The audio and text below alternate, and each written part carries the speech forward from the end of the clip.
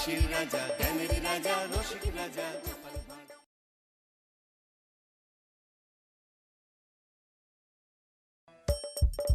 হাসির রাজা, জ্ঞানের রাজা, রসিক রাজা গোপাল ভাঁড়।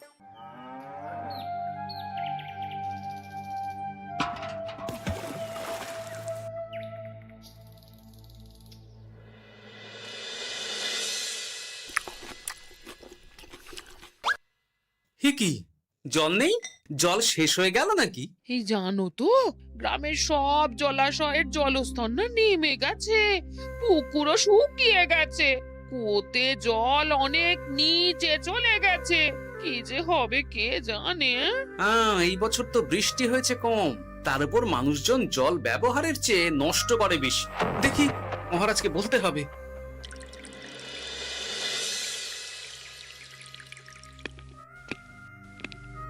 এই তো গোপাল এসে গেছে। শুনেছো, রাজ্যে সকল জলাশয়ে শুধু শুনিনি, চাক্ষুষ দেখেছি, আর এর কারণ ও তার সমাধানও ভেবে এসেছি মহারাজ। তুমি কি বলতে চাইছো সেটা বলো না খোলসা করে। মহারাজ, আসন্ন দিনে জলাভাব মেটানোর একটাই উপায়, তা হলো প্রজাদের উপর কর চাপানো। মহারাজ, আমার ঠাকুরদা বলতেন, যা মেলে মূল্য বিনে তার মূল্য কে আর জানে। আমরা যেহেতু জলের মতো এত মূল্যবান সম্পদ বিনামূল্যে পাচ্ছি, তাই একে গুরুত্ব দিতে শিখিনি। সবাই মিলে দেদার জলের অপচয় করছে। আমি এই অপচয়ের বিরুদ্ধে কর বসানোর পরামর্শ দিচ্ছি মহারাজ।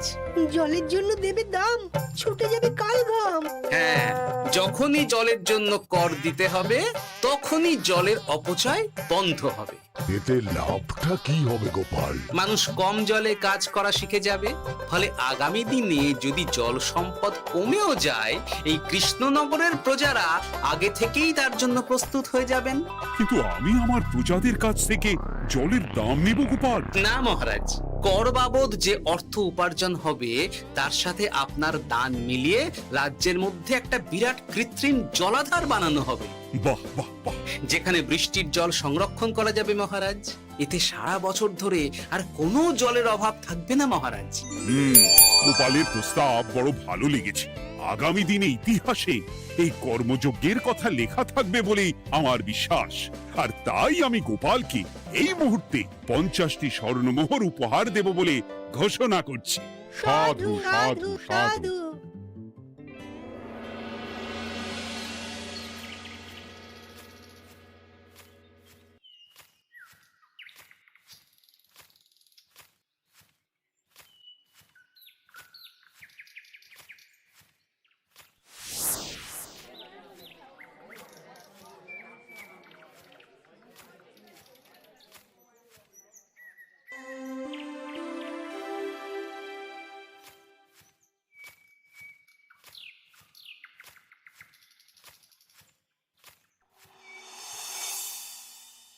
মানে আমার এই এতটুকু স্বাদ তুমি পূর্ণ করবে না? আমি কি নিজের জন্য চেয়েছি নাকি? সবই তো পাবে তোমার মেয়ে আর জামাই। হ্যাঁ, সে বুঝেছি গিন্নি, তাই বলে এতগুলো মুদ্রা আমি খরচ করতে পারবো না। পারবে না? আমি তাঁতির বাড়ি থেকে মেয়ে জামাইয়ের জন্য কয়েকটা শাড়ি আর ভালো পাঞ্জাবি কিনে একটু পাঠাবো। কিন্তু এখন আমার কাছে অত মুদ্রা নেই গিন্নি, পরে পেলে আমি ঠিক তোমার স্বাদ পূরণ করব। আবার বাজে কথা বলার জায়গা পাও না তুমি। এতক্ষণ কোথায় ছিলে গো? আমি বেলায় নদীর পাড়ে গিয়েছিলাম, তখন কমলা আমাকে বলল তোমায় নাকি দেখেছে। কি দেখেছি?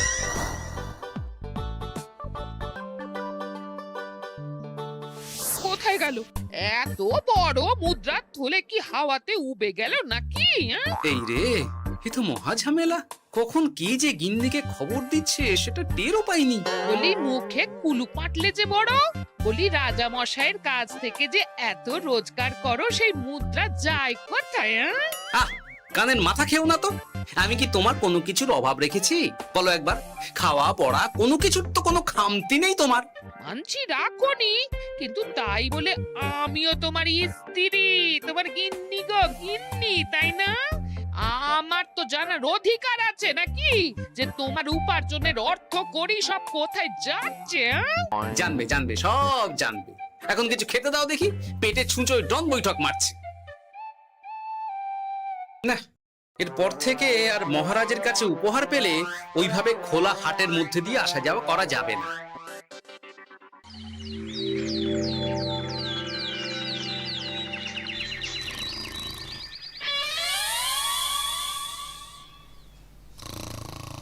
তোমার আর কোনো চিন্তা নেই গোপাল, আমি তোমার মাসোহারা তো বাড়িয়ে দিলাম, সঙ্গে প্রত্যেক দিন তুমি 10 মোহর করে পারিতোষিক পাবে।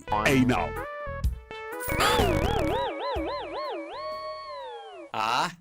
এই ভোরবেলায় একটা জব্বর স্বপ্ন দেখা গেল বটে। এই স্বপ্ন খুলে গেলে আর কোনো চিন্তা নেই। গিন্নি, ও গিন্নি, বলি গেলে কোথায়? গিন্নি, সাড়া নেই। ও গিন্নি, রাগ করলে নাকি গো? আরে এসো এসো, এমন একটা স্বপ্ন দেখেছি না যে তোমার আর কোনো চিন্তা থাকবে না গিন্নি। মোহর আর মুদ্রা একেবারে ঝরে পড়বে গো।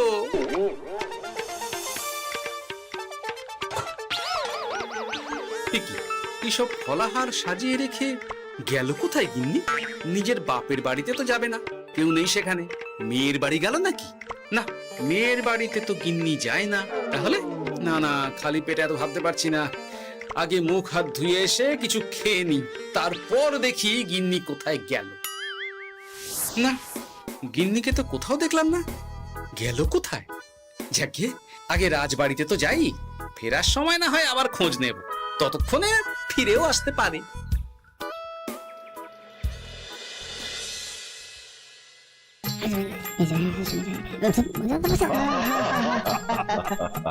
বাহ বাহ বাহ, একেই বোধহয় বলে সঙ্গগুণ। অনেকদিন এত হাসি নিয়ে। যা বলেছেন মহারাজ। হাসির চোটে পেটে ধরছে খিল। কর্তা আর গিন্নিতে দেখছি রয়েছে অনেক মেল। কি গিন্নি, তুমি এখানে কি করছো? একই গোপাল, তুমি রাজসভায় এলে যে বড়। তুমি নাকি রাজসভার কাজ থেকে অবসর নিতে চেয়েছো? হ্যাঁ, এই কথা কে বললো মহারাজ? এই তো উনি বললেন। বলি আমি আবার কি করব? তুমি আমায় একটা কাজ দিলে আর সেটা আমি করব না বলো? আমি তোমায় কাজ দিলাম? কি কাজ? বাবা গোপাল, তুমি কি আকাশ থেকে পড়লে নাকি? তুমি তো তোমার গিন্নিকে বলে পাঠিয়েছো যে তুমি আর রাজসভার কাজে যোগ দিতে চাও না। তোমার নাকি আর কাজে মতি নেই, তুমি বিশ্রাম চাও। এই রে, গিন্নি দেখি ভয়ঙ্কর চাল দিয়েছে। আমার নামে রাজসভায় এসে এইসব বলেছে। তাই কথা ঠিকই গোপাল, যে তোমার অবসর গ্রহণের কথা শুনে আমি বিশেষ মনমরা হয়ে পড়েছিলাম। কিন্তু তোমার গিন্নি যেভাবে রাজসভায় হাসি মজা হুল্লোড় পরিবেশন করছে, তাতে আমার মনে হচ্ছে এই সাপে বর হয়েছে। এই বেলা যদি গোপালকে কায়দা করে রাজসভা থেকে তাড়ানো যায়, তাহলে আমার পথ থেকে বিরাট বড় একটা কাঁটা উপড়ে ফেলা যাবে। গোপাল গিন্নি সবার মধ্যে বিলিয়েছেন হাসি, তার জন্য রাজামশাই হয়েছেন ভারী খুশি। হ্যাঁ গোপাল, তাই আমি ঠিক করেছি তোমার স্থানে আমি তোমার গিন্নিকেই বহাল করব। হ্যাঁ, তোমার সঙ্গে ঘর সংসার করে ওর বুদ্ধি বেশ খোলতাই হয়েছে, সেটা বোঝাই যাচ্ছে। এছাড়াও আমাদের অনেক পরামর্শ দিয়ে সাহায্যও করতে পারবে। তাছাড়া উনি মহিলা বলে অন্দরমহলেও যেতে পারবেন, রানীমাও খুশি হবেন বলেই তো আমার বিশ্বাস। কি গোপাল গিন্নি, তোমার এই কাজ করতে কোনো আপত্তি নেই তো? আপত্তি কেন থাকবে মহারাজ? আমি ধন্য আপনি আমায় এত বড় সম্মান দিচ্ছেন বলে। এ তুমি আমার কত বড় সর্বনাশ করলে গিন্নি। তুমি কিনা শেষে আমার চাকরিটাই খেলে। এটা গোপালের জন্য বড় ভালো হলো, তাই না? কোনো কাজ করতে হবে না, কিন্তু রোজগার আগের মতোই থাকবে। অবসর আর উপার্জন একসাথে। না হে গোপাল, তুমি আর এখানে কাঁচু মাচু মুখে দাঁড়িয়ে না থেকে নিজের বিশ্রামে ব্যাঘাত ঘটিও না। আমাকে সবার কাজ শুরু করতে দাও। যথা আজ্ঞা মহারাজ।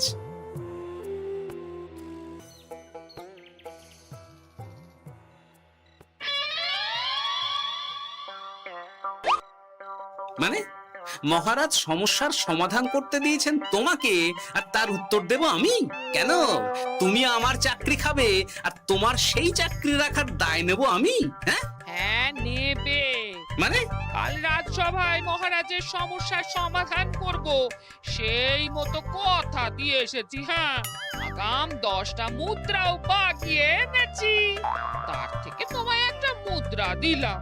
এখন মানে আমাকে উত্তর বলে দেবে, না হলে আমি। কেন দেব?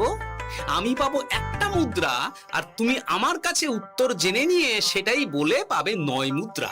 কিছুতেই না। বলবে না?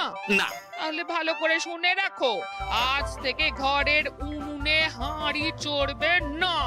চাকরি তো খুইয়েইছো, এবার না খেয়ে প্রাণটা খোয়ানোর জন্য তৈরি হয়ে যাও। হ্যাঁ। ওরে বাবা, এমন কথা কেন বলছো গো গিন্নি? তুমি তো জানো যে খিদে একদম সহ্য করতে পারি না। এখন যদি তুমি এইসব বলো তাহলে আমার রক্ষে নেই গো। বেশ, তাহলে আমি যা জানতে চাইছি শ্বশুর শ্বশুর করে বলে ফেলো দেখি। এ আমি কি শাঁখের করাতে পড়লাম রে বাবা। ঠাকুর, এত দুর্ভোগ লেখা ছিল, ঘরে বাইরে সব জায়গায় এত হেনস্থা যে সহ্য করা যায় না ঠাকুর।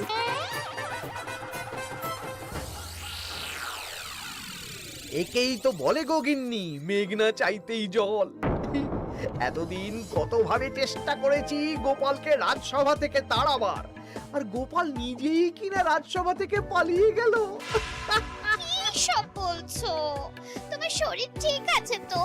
শরীর মন সব ঠিক আছে, তবে গোপালের বদলে কাকে বহাল করা হয়েছে শুনলে তোমার মাথা ঘুরে যাবে।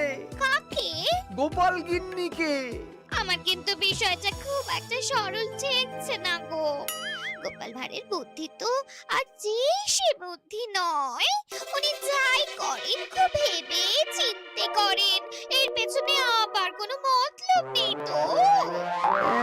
এটা তুমি মন্দ বলনি গিন্নি। গোপালকে নিয়ে সত্যিই কোনো বিশ্বাস নেই। ও কখন কি ঘোট পাকাচ্ছে বলা যায় না। আমাকেও সাবধানে থাকতে হবে। দেখতে হবে যে গোপাল আসলে কি চাল চালতে চাইছে।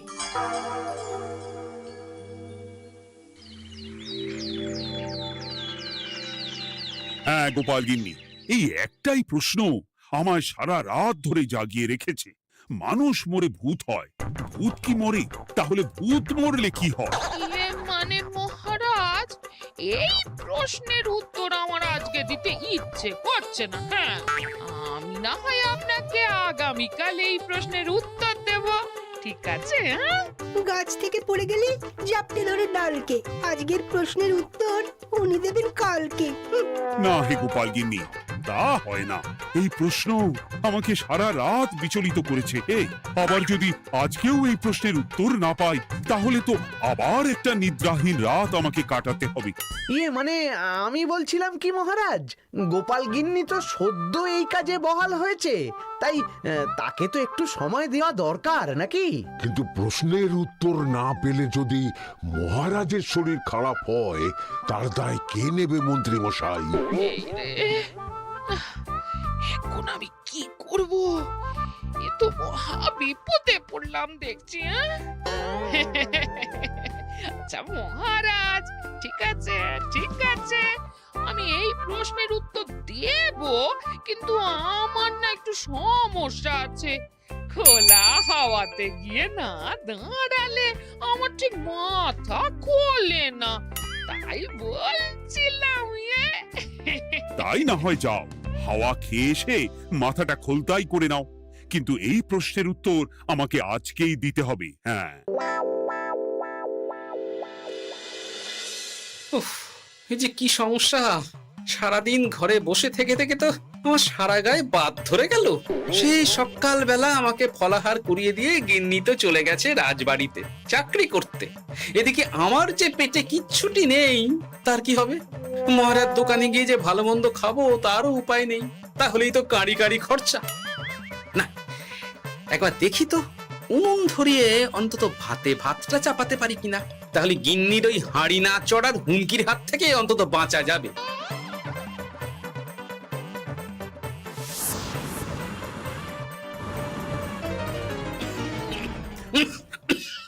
ও বাবা গো, ও বাবা, এত কেসে কেসে সোজা শেষ যাত্রা হয়ে যাবে আমার। না, এর চেয়ে না খেয়ে মরাও ঢের ভালো। দেখি তুমি বাড়িতে কেন? এত হাঁপাচ্ছ কেন? ষাঁড়ে তাড়া করেছে নাকি? আরে না গো, মানুষ মরে ভূত হয়, ভূত কি মরে? তাহলে ভূত মরলে কি হয়? খোলা হাওয়াতে গিয়ে না দাঁড়ালে আমার ঠিক মাথা খোলে না, ও, এই হলো ব্যাপার। বেশ, এর উত্তর তোমায় আমি বলে দিচ্ছি। ভূত মরে প্রথমে এক ঝুড়ি অন্ধকার হয়, সেই অন্ধকার হাওয়াতে উড়ে বেড়ায়। এক সময় সেই অন্ধকার পাতলা হতে হতে কুয়াশার মতো হয়ে যায়। ব্যাস, মিটে গেল। ব্যাস, মিটে গেল। যদি রাজা মশাই এই কথা বিশ্বাস না করেন, তুমি হলপ করে বলবে আপনি যখন মরবেন একদম মিলিয়ে নেবেন মহারাজ। এর চেয়ে এক পা এদিক ওদিক হয় না যেন। হ্যাঁ, এই না হলে তুমি গোপাল ভাঁড়। বুঝেছো তাহলে?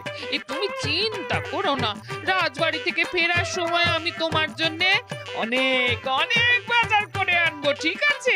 এই আমি যাই। এ তো ভারী মজা হলো। মহারাজ তক্ষুনি প্রশ্নের উত্তর চাইলে গিন্নি এইভাবে সেই রাজবাড়ি থেকে দুধ দাঁড়িয়ে ছুটে আসছে উত্তর জানতে। আমাকে তুমি একটা চাল দিয়ে কুপকাত করেছো তো গিন্নি। এইবার বুঝবে কত ধানে কত চাল।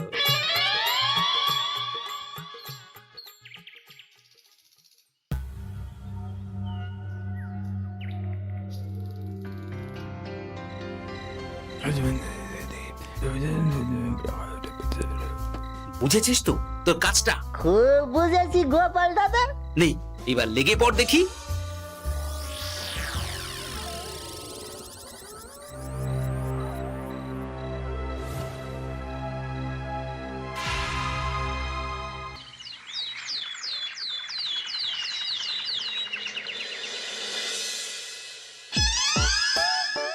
তাহলে আর বলছি কি তোমাদের, সকালবেলায় উঠে দেখি মুখের এই হাল।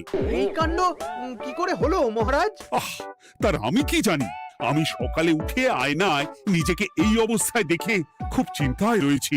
গোপাল গিন্নি, আগে মহারাজ, গোপাল থাকলে যে কাজ করতো সেটা তো তোমাকেই করতে হবে, বলতে হবে এর সমাধান কি। হ্যাঁ মানে আমি হ্যাঁ হ্যাঁ, আমার মনে আছে। তোমার তো আবার হাওয়া না খেলে চলে না। যাও যাও, তাড়াতাড়ি হাওয়া খেয়ে এর উত্তর নিয়ে এসো।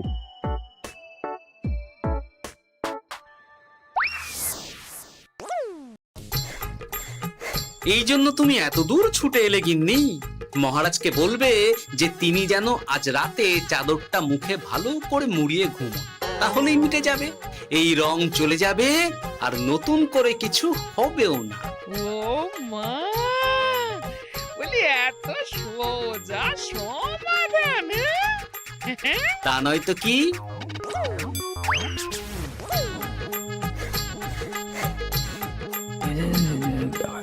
কাল সারা রাত আকাশে একবার দেখলাম চাঁদ উঠেছে, আর একবার দেখলাম ঘোর অমাবস্যা। এর কারণ কি? একই রাতে দুই তিথি হয় কি করে? মানে আর একটা সমস্যা। হ্যাঁ, এটা আগে বললেই তো হতো মহারাজ।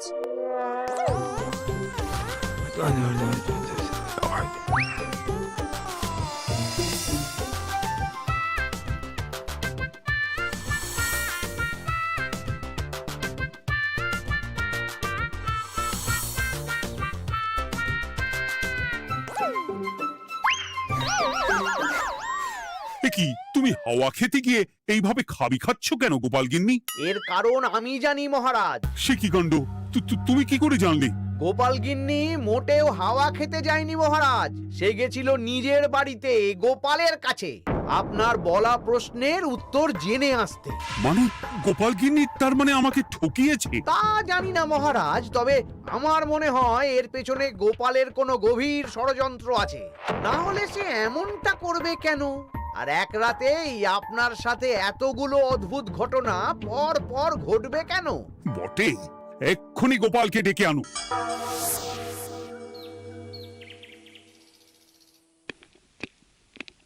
না মহারাজ, আমি সত্যি অবসর চেয়েছিলাম, আর তাই আমার গিন্নি আপনার কাছে এসে বলেছিল।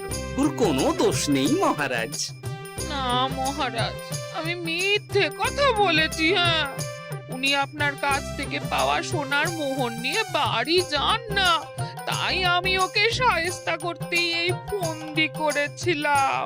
আসলে মহারাজ, আমি আপনার কাছ থেকে পাওয়া সোনার মোহর জল প্রকল্পের কাজে লাগাবো বলে কিছু জনকে নিয়ে একটা দল গঠন করতে গিয়েছিলাম। আর তাদের কাছেই ওগুলো রেখে এসেছি। এটা যদি আমার দোষ হয় তাহলে আমি ক্ষমা প্রার্থী মহারাজ। সাধু গোপাল, সাধু তোমার উত্তর। এই কাণ্ড! আর এদিকে রাজবাড়ি থেকে বাড়ি আর বাড়ি থেকে রাজবাড়ি করতে করতে আমার প্রাণ ওষ্ঠাগত হয়ে গেছে মহারাজ। ওহ, আমার ঘাট হয়েছে, আপনি আমায় ক্ষমা করে দিন মহারাজ। হুম, এইবার মজার টের পেয়েছ তো গিন্নি? আপনি আপনার আদরের গোপাল ভাঁড়কেই তার চাকরি ফিরিয়ে দিন মহারাজ। আমি যাই আমার হেসেল সামলাতে। কেলে পচা খুব ভালো করেছে বলতে হবে।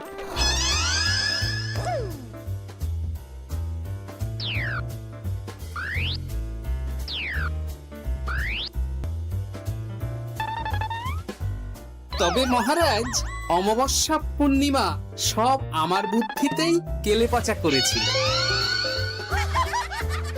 আপনার ওই মুখের রং,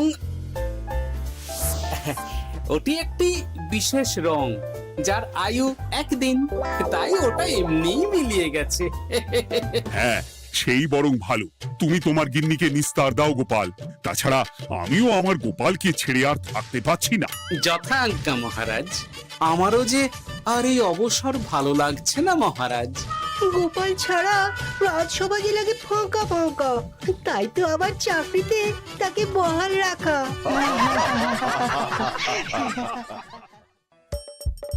হাসির রাজা জ্ঞানের রাজা রসিক রাজা